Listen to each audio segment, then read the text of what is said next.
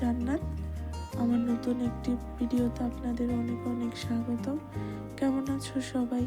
আশা করি খুব ভালো। আলহামদুলিল্লাহ, আমিও খুব ভালো আছি। দেখো, আজকে সকালবেলায় কত সুন্দর রোদ উঠে গেছে। এখন সকাল বলতে প্রায় 10টা বাজে। আমি এখন ছাদে, এই যে আজকে রোদ দেখে ছাদে আসলাম। আজকে আমার এই ছাদের মাটিগুলোকে রোদে দিব। এগুলো অনেক দিন ধরেই পড়ে আছে, প্রায় ভিজা ভিজা, আর ভিজা মাটিতে গাছ লাগালে গাছগুলো ভালো হয় না। তাই ভাবলাম আজকে যেহেতু রোদ আছে একটু মেলে দিই।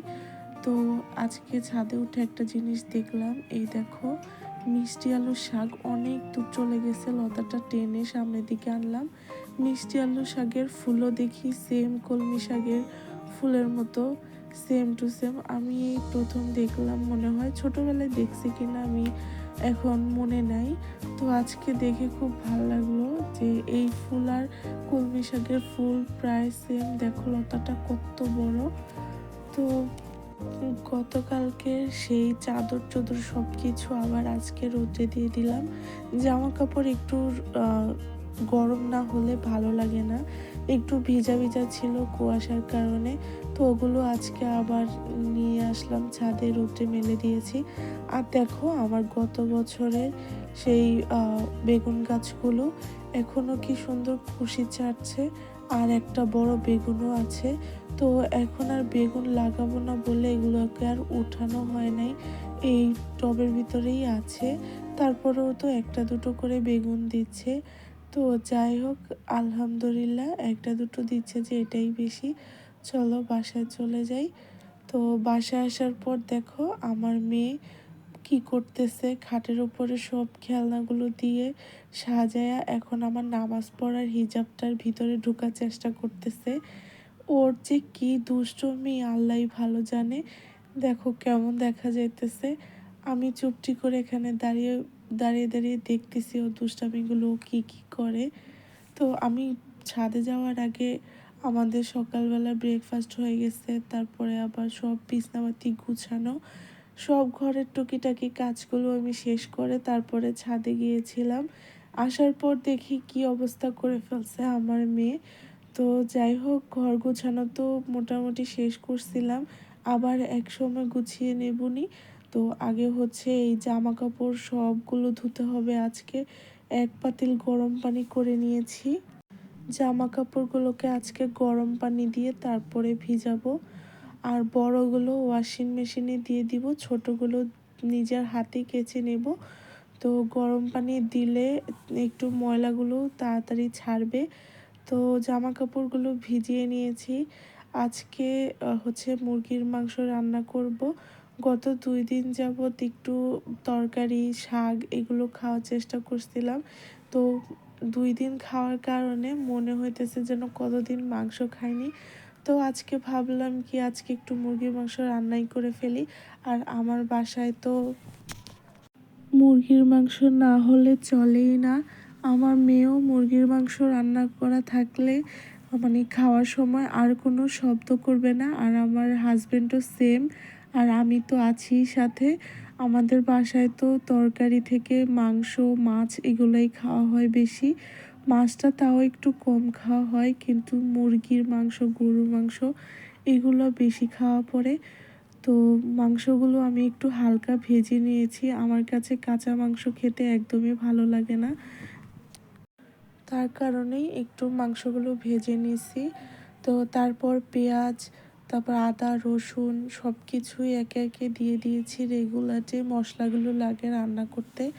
তো সব কিছু ভালো করে কষানোর পর এই যে ভাজা মুরগির মাংসটা দিয়ে দিলাম। সাথে এই বছরের নতুন আলু দিয়ে মুরগির মাংস রান্না করলে কিন্তু বেশ ভালো লাগে খেতে। তো ও আরও একদিন রান্না করছিলাম, তখন আমার হাজব্যান্ড বলছে নতুন আলু দিয়ে রান্না করছো, অনেক মজা হয়েছে রান্নাটা। এই জন্য আজকে আবার নতুন আলু দিয়ে রান্না করলাম।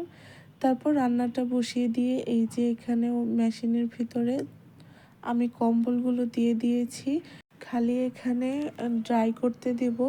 একদম মোটামুটি শুকিয়ে তারপর বের করবে, জাস্ট রোদ্রে দিয়ে একটু গরম করে নিলেই হবে।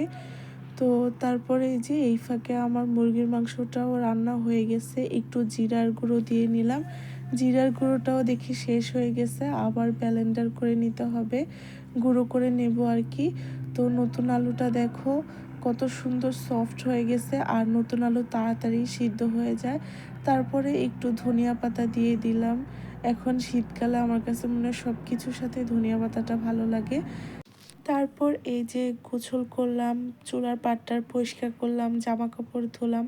তারপরে সব কাজ শেষ করার পর এখন গোসল করে ফ্রেশ হয়ে নিছি। আর এত পরিমাণে খিদা লাগছে বলার বাহিরে। আর যেদিন একটু কাজ বেশি থাকে ওই দিন সকালবেলা নাস্তাটা করতেও আমার মনে থাকে না। তো আমার মেয়েকে সকালবেলা রুটি, ডিম ভাজি এগুলো খাওয়াই দিছিলাম, কিন্তু আমি কাজের কারণে ভুলেই গেছি সকালবেলা নাস্তা করতে। তো অনেক কাজ ছিল, তো এই কারণে। আর এখন দেখো অনেকটাই বেলা হয়ে গেছে, বসলাম এখন। গোসল শেষ করে ভাবতেছিলাম আগে কি ভাতটা খেয়ে নেব নাকি ছাদে গিয়ে জামা কাপড়গুলো রোদ্রে দিয়ে আসবো। শীতকালে একটা বড় সমস্যা, শীতের কারণে ভারী ভারী সোয়েটার কম্বল গায়ে দেওয়া লাগে। আর শীতকালে তত রোদও ওঠে না, রোদের তাপটাও তত একটা থাকে না। দেখো আমার মেয়ে আমার পা থেকে ধনিয়া পাতা নিয়ে খাচ্ছে, ওর অনেক পছন্দ ধনিয়া পাতা, দেখবা কাঁচাই কিভাবে খেয়ে ফেলবে। তো যেটা বলতেছিলাম আর কি, তো অনেক খিদা পেয়ে গেছিলো, তাই ভাবলাম আগে খাবারটা ঝটপট সেরে নিই। আর আমার সাথে আমার মেয়েকেও আগে খাইয়ে দিব, তারপরে দেখা যাবে জামা কাপড় নিয়ে ছাদে রোদে দিয়ে আসবো। আর আজকে আর তুলবো না, পারলে কালকে একবারে নিয়ে আসবো রোদ্রে শুকিয়ে। আমার সাথে আমার মেয়েকেও বসিয়ে দিয়েছি খাওয়ানোর জন্য। তো আমার মেয়েকে খাওয়াতে অনেক সময় লাগে, অনেক বিরক্ত করে এটা সেটা খাইতে, কিন্তু মুরগির মাংস বা ওর পছন্দের যে কোনো খাবার দিলে ও অনায়াসে খেয়ে ফেলে, আর অত একটা বিরক্তও করে না। তাই সব সময় চেষ্টা করি ওদের পছন্দ মতো রান্না করার জন্য। তো খাওয়া দাওয়া শেষ করে ফেলছি। আর আমার বাসাতে সবসময় একটু কোক, তারপরে 7 আপ সব কিছুই রাখা থাকে আমার এই মেয়ের জন্য। মামুনিটা সবসময় এগুলো খেতে পছন্দ করে, তাই ফ্রিজে সবসময় এগুলো রাখা হয়। দেখো খাওয়া দাওয়া শেষ করে এখন আমার পাশাপাশি ঘুরতেছে। আমি বারান্দাতে একটু বসে 7 আপ খাচ্ছিলাম, আর আমার পাশেই চলে আসছে। আর জানো তো একলা একলা থাকতে একটু ভালো লাগে না। আমার এই বাসাতে আমার মেয়েটা আছে বলেই আমার অনেকটা ভালো লাগে থাকতে। আমার হাজব্যান্ড তো সেই সকালবেলা বাহিরে চলে যায় আর আসে হচ্ছে রাত্রেবেলা। তো সারাদিন ওর সাথেই কাটাতে হয়। তো ওর নানান প্রশ্ন, নানান কথা, এগুলো শুনতেও ভালো লাগে। আর আমার মামুনি যদি না থাকতো এতদিনে হয়তো বা আমি বোবাই হয়ে যেতাম। একলা একলা বাসাতে থাকতে একদমই ভালো লাগে না, আমার তো কাউকে না কাউকে প্রয়োজন। অনেকক্ষণ রেস্ট নেওয়ার পর একটু ছাদে আসলাম, আর অনেকটাই ঠান্ডা। তো এখন ভাবলাম একটু ছাদে জামা কাপড়গুলো মেলে দেওয়া যাক। আর ভাত খাওয়ার পর এমনিতেও আলসেমি চলে আসে, ছাদে এসে দেখি সবার জামা কাপড় ছাদে দিয়ে রাখছে, এখন আমারগুলো দিব কোথায়। তো যাই হোক, কিছু একটা করতে হবে। তো ভিডিওটা আজকের মতো এই পর্যন্তই। সবাই ভালো থাকবা, সুস্থ থাকবা, আল্লাহ হাফেজ। আর ভিডিওটা যারা যারা দেখছো সবাই একটা লাইক করে দিবা ভালো লাগলে।